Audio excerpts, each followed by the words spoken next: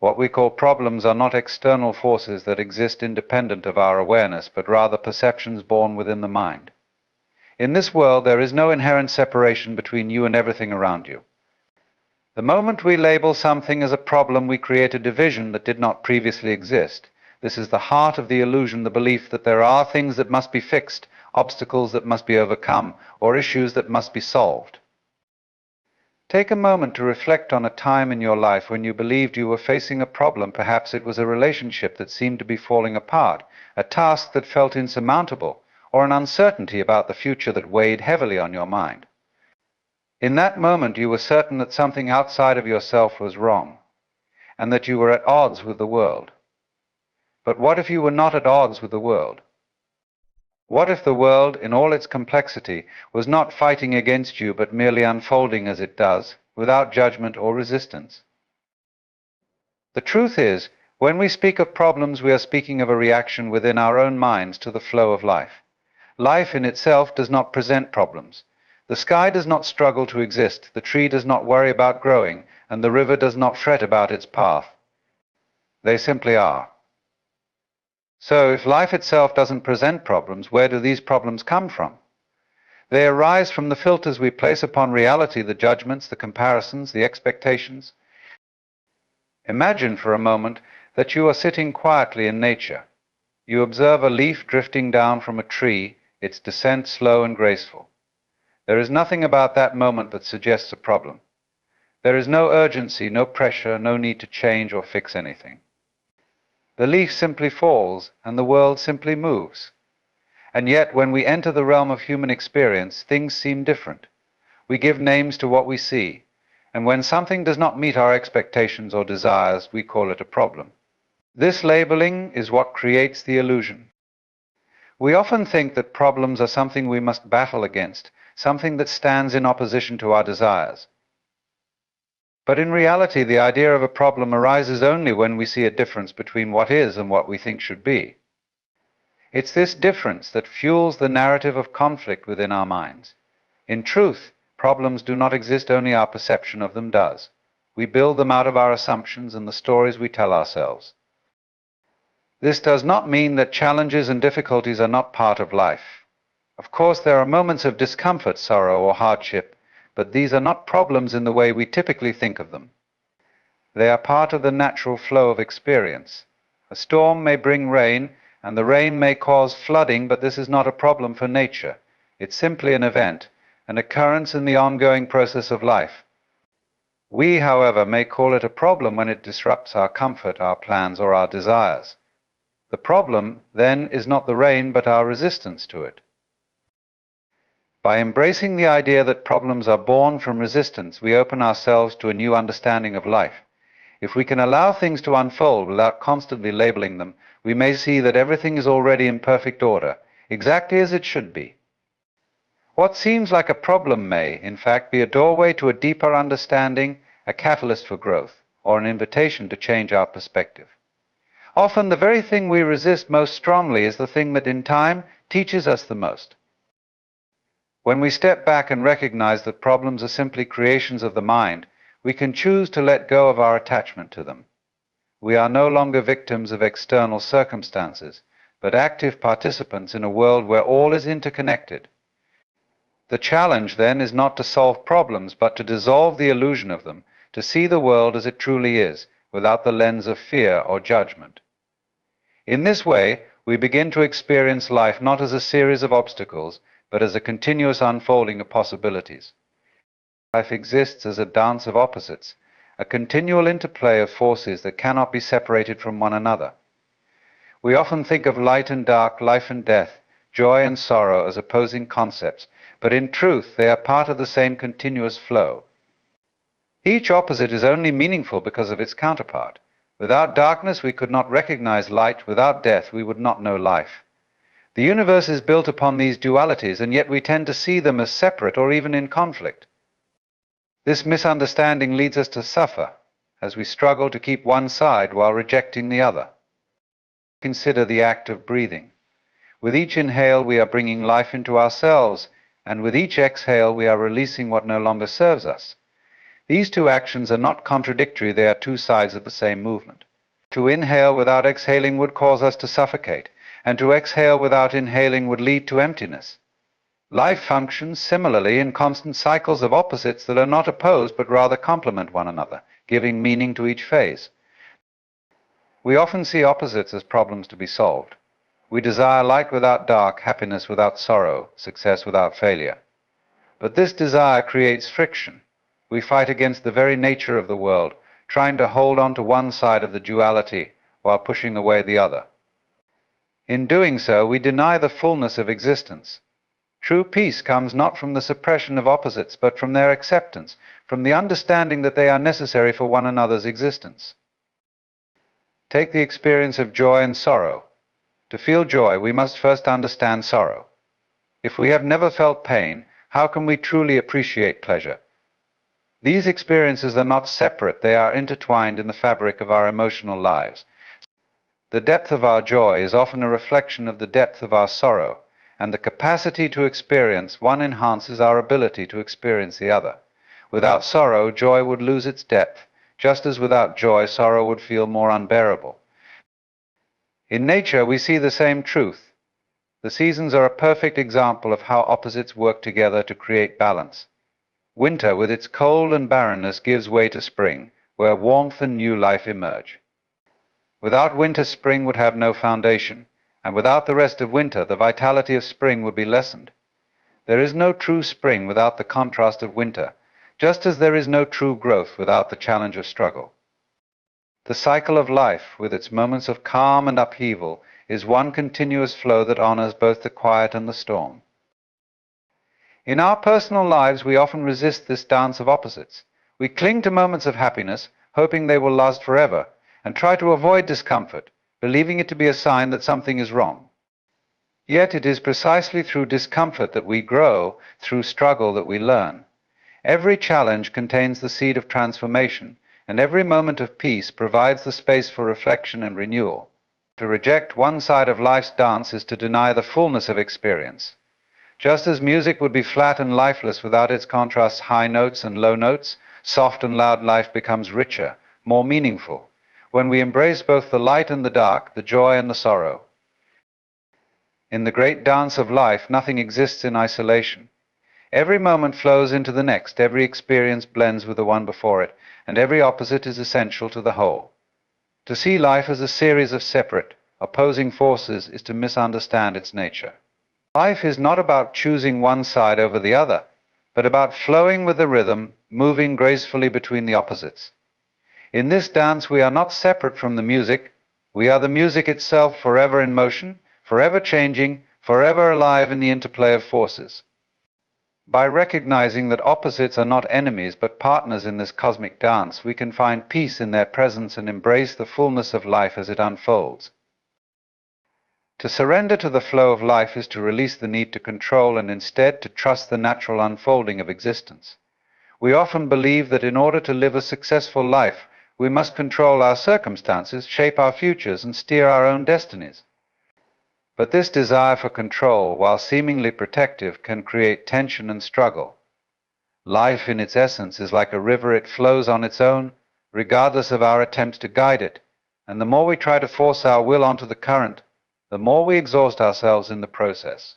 True peace comes not from controlling the flow, but from surrendering to it. Surrender does not mean giving up or resigning ourselves to passivity. It is not about passively waiting for life to happen to us. Instead, it is an active embrace of the present moment, a willingness to move with life rather than against it. It is about allowing ourselves to be part of the flow rather than attempting to control it from the outside. Just as a dancer surrenders to the music, allowing it to guide their movements, so too can we surrender to the rhythm of life. We do not force the music to play according to our will, nor do we try to control every note. We listen and respond, allowing ourselves to be moved by the melody. In our lives, this surrender might look like letting go of expectations and trusting that life will unfold in its own way. We often build rigid structures around what we think should happen, and when life deviates from our plans, we experience frustration. However, what we resist persists. Life is unpredictable, and often the best moments arise from the most unexpected circumstances.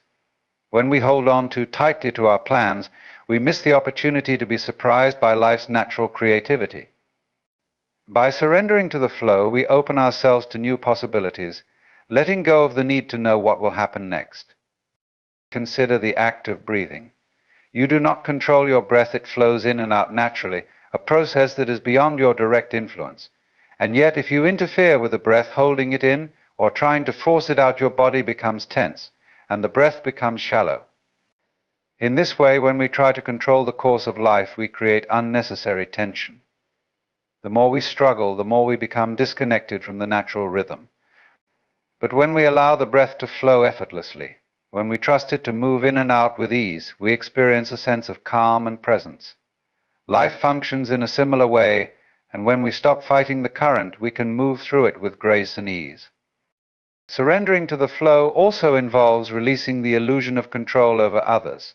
We cannot control the thoughts, feelings, or actions of other people, yet we often try to manipulate or change them to fit our desires. This only leads to frustration, because we are resisting the natural autonomy of others. When we surrender to the flow, we accept people as they are, understanding that their paths are as valid as our own. We allow them to be free, just as we wish to be free.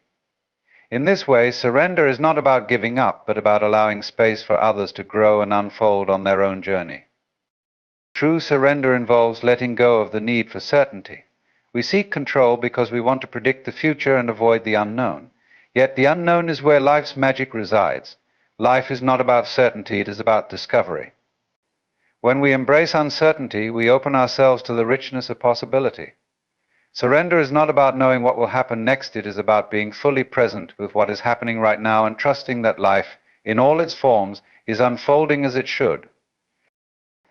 When we surrender, we stop resisting the inevitable twists and turns of life. We let go of our need to have everything figured out and allow ourselves to be carried by the current of existence. In doing so, we find freedom not in the ability to control life, but in the willingness to embrace it as it comes. Life flows, and we too flow with it, not as separate beings struggling against the current, but as part of the great stream of existence. The more we surrender, the more we realize that the flow of life is not something outside of us, it is us. We are the flow, and by surrendering to it. Surrendering to the flow of life is a practice of relinquishing the need to control and embracing the natural unfolding of events. Many of us spend our lives striving to shape the world around us, to fit things into the precise form we believe they should take. We try to control our outcomes, manage every detail, and plan for the future as though it can be predicted with certainty. But life in its truest essence is not something that can be fully controlled or predicted. It is a dynamic, ever-changing force, and when we attempt to impose rigid control over it, we often find ourselves at odds with its natural rhythm. The more we fight against life's flow, the more we feel out of sync with it, and the more tension we create within ourselves. To surrender to the flow does not mean giving up, nor does it suggest that we should live passively, waiting for life to happen to us. It is not about abandoning our intentions or our desires. Surrender is not a resignation, but an active participation in life as it is. It's the ability to let go of the desire to force life to bend to our will, and instead to trust in the inherent wisdom of the moment. It's about understanding that we are part of a much larger picture, one that we cannot always see, and that sometimes our plans and expectations need to give way to life's broader, more mysterious design. This idea of surrendering to the flow can be likened to the way a river moves through the landscape. The river doesn't fight its path or struggle against the rocks and bends in its course. It simply moves forward, flowing with whatever obstacles it encounters. The water may twist, turn, and tumble, but it always finds its way, carving its own path in response to the landscape around it. This is the essence of life itself, a constant flow, unpredictable yet perfectly in sync with the universe's natural order. When we try to force the river to follow our exact desires, we end up feeling frustrated and disconnected. But when we allow ourselves to flow with it, we find peace and ease in the journey. Our lives are much like that river. We move through the world and encounter challenges, moments of joy, and periods of uncertainty. Yet when we try to control these moments, when we try to dictate the flow, we create friction. If we insist on holding on to a vision of how things should be, we are unable to accept the beauty of how things actually are. Life is constantly changing, and this is its beauty. The river is never the same for 2 moments in a row, just as we are never the same from one moment to the next. Each experience we have is a unique moment in time that will never return in exactly the same way. Surrendering to the flow means allowing life to unfold without unnecessary resistance. This doesn't mean giving up on our goals or abandoning our desires, but rather accepting that there are elements beyond our control, and that this is not a flaw but a natural part of the process. It's a release of the belief that we must have everything figured out or that the outcome must look a certain way. Instead, we trust that we are part of a greater unfolding, and by surrendering to the moment, we make room for new possibilities to emerge. The act of surrender also involves accepting uncertainty. We fear the unknown because we feel more secure when we can anticipate what's coming next. But the unknown is not something to be feared. It is the space where growth, discovery, and change happen. Life is not a straight line, and there is no such thing as perfect control. The more we hold on to the illusion of certainty, the more we limit our capacity to experience the full range of life. In the unknown, there is possibility, and in surrender, there is freedom. Surrendering to the flow is not an act of passivity or inaction, rather. It's a form of active trust. It is about trusting that life, in its infinite complexity, knows where it is going even when we cannot see the destination. It's the recognition that every twist and turn along the way holds meaning, and that each experience, whether we deem it good or bad, contributes to the ongoing journey of self-discovery and growth. In this way, surrendering to the flow means letting go of the need to have everything figured out. We do not have to control every outcome or micromanage every moment. Instead, we can trust that life, with all of its ebbs and flows, is guiding us exactly where we need to go. By releasing our attachment to outcomes and embracing the journey as it comes, we free ourselves to live more fully and to experience the richness of life in its natural unfolding. Surrendering to the flow is not about passivity, but about the deep realization that we are not separate from the river of life. We are part of it, flowing with it, and in perfect harmony with its movement. Life is often viewed as a series of challenges to overcome, a journey in which we strive to reach certain goals or attain specific successes. But what if life were not a problem to be solved or a race to be won, but a game to be played? In a game, there are rules, challenges, and objectives, but ultimately the purpose is not to stress over every move, but to engage with the process, to enjoy the experience, and to learn through the play. Life, in its essence, is much like this, a game. We are participants, not spectators, invited to fully experience the moment, to embrace both the wins and the losses, and to engage with the world in a way that is more about exploration than conquest. The first thing to understand about the game of life is that it is not about winning in the traditional sense. In most games, there is a clear winner, someone who reaches the goal first, or who accumulates the most points. In life, however, there is no singular destination, no final prize that guarantees fulfillment or completion. The goal is not to achieve a specific end, but to engage with life in all its forms. When we focus too much on a particular outcome, we forget to appreciate the journey itself. The true essence of the game lies not in the finish line, but in the process, the experience of playing. As in any game, there are rules to life, though they are not always apparent at first. These rules are not rigid guidelines or strict commandments, but rather the natural principles of existence that govern our world. They are the unspoken rhythms of nature, the way the seasons change, the way we are born and grow, and the way we experience joy and sorrow. Understanding and accepting these rules is not about compliance or submission, but about recognizing that we are part of a larger system. Just as a player must understand the rules of a game in order to play effectively, so too must we come to terms with the flow of life. The more we resist the natural rhythms, the more we struggle. The more we accept them, the more fluid our experience becomes. In the game of life, there is also the element of challenge. In any game, obstacles arise that test our skills, our patience, and our resolve. These obstacles are not punishments, but opportunities to grow. Each challenge we face, whether it is an unexpected turn of events, a difficult decision, or a personal setback is an invitation to learn, adapt, and evolve. Life does not reward us with easy victories. It asks us to engage with its complexity, to confront our fears, and to push beyond our comfort zones. The game becomes richer, more fulfilling, and more meaningful when we approach it with this mindset not as something to be defeated, but as something to be played with curiosity and joy. Moreover, the game of life is not a solitary endeavor. Just as no one plays a game alone, we are all interconnected players in this great unfolding. Our actions influence others, and their actions influence us. This interconnection creates a dynamic of shared experience and mutual growth. The beauty of the game lies in its unpredictability, in the way other players, with their own unique perspectives and strategies, shape the course of the game. We are part of something much larger than ourselves, and by embracing this interconnectedness, we allow life to become a more exciting, diverse, and enriching game. Finally, the game of life is not about perfection. In fact, it is the imperfections, the missteps, and the failures that make the game so fascinating. Every mistake is a lesson. Every setback is a chance to reassess and realign. But life does not require us to be perfect players, only engaged ones. To play fully is to accept the possibility of loss and failure, to understand that these are simply part of the experience.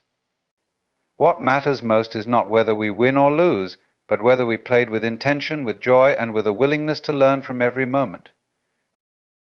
So in the end, life is not a problem to be solved, but a game to be played.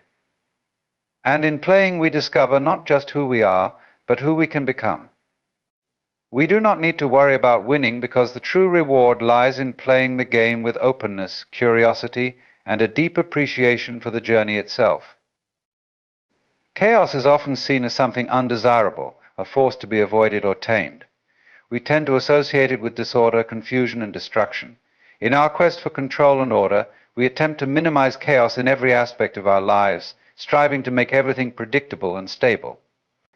But what if chaos is not something to fear, but rather something to embrace? What if within chaos lies a hidden perfection, a dynamic force that drives creativity, growth, and transformation? At its core, chaos is the absence of structure.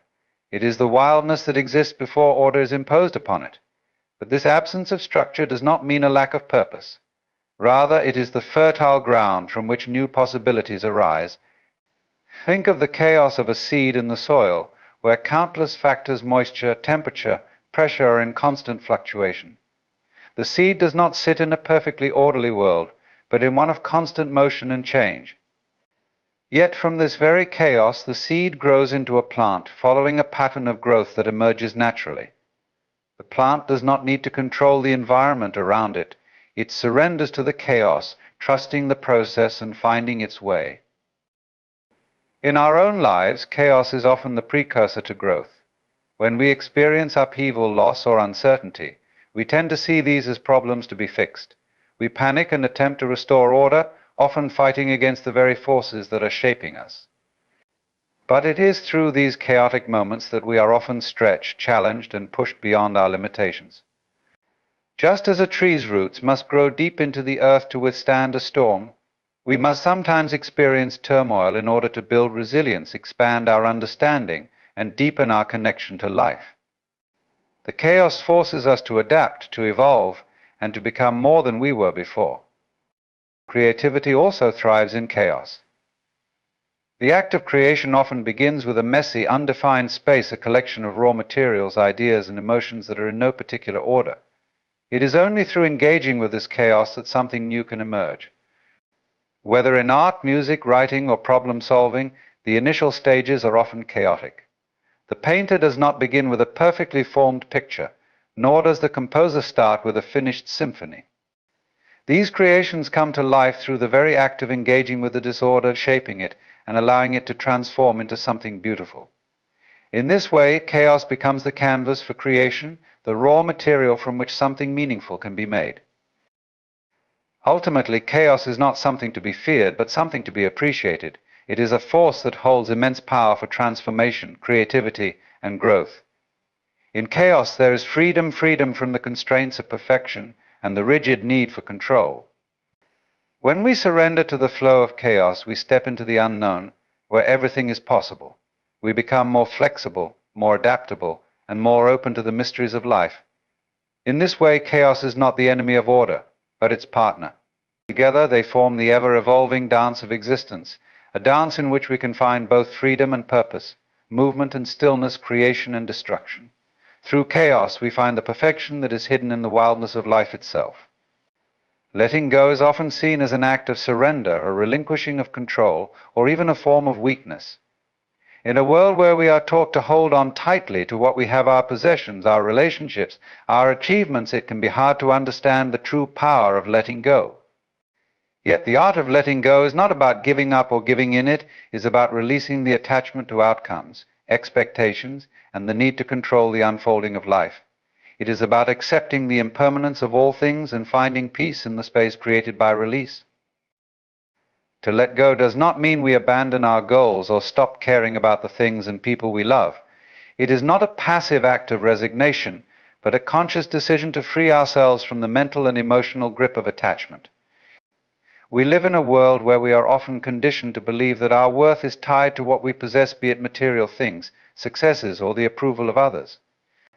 This attachment becomes a source of stress and anxiety because we are constantly trying to hold on to things that are, by their very nature, transient. Everything in life changes, and yet we often find ourselves trying to hold on to the familiar, the comfortable, and the known. We fear loss, and in doing so, we resist the flow of life. Letting go is about understanding that the things we hold on to are not permanent, and that clinging to them only creates suffering. Think of a tree in autumn. As the leaves fall, the tree does not resist or mourn their loss. It simply lets them go, knowing that in doing so it makes space for new growth. The tree's survival does not depend on keeping the old leaves, it relies on allowing them to fall, trusting that this natural cycle is part of the ongoing process of life. In the same way, we must trust that letting go is not a loss, but an opportunity for renewal. By releasing what no longer serves us, we create space for new opportunities, new experiences, and new ways of being. One of the most difficult things to let go of is our attachment to the past. We often find ourselves trapped in memories of what once was, replaying old stories or holding on to regrets, and this can prevent us from fully engaging with the present. The past is gone, it no longer exists except in our minds. Holding on to it only keeps us anchored in a reality that no longer serves us. By letting go of the past, we free ourselves to experience the present moment fully, without the weight of what has already been. It is in the present that life is truly happening, and by releasing the past, we step into the flow of life as it unfolds before us. Another area where letting go is vital is in our relationships. We often try to control or change others, or we hold on to relationships out of fear of being alone. But true love and connection can only exist when we allow others to be who they truly are, without the need to mold or possess them.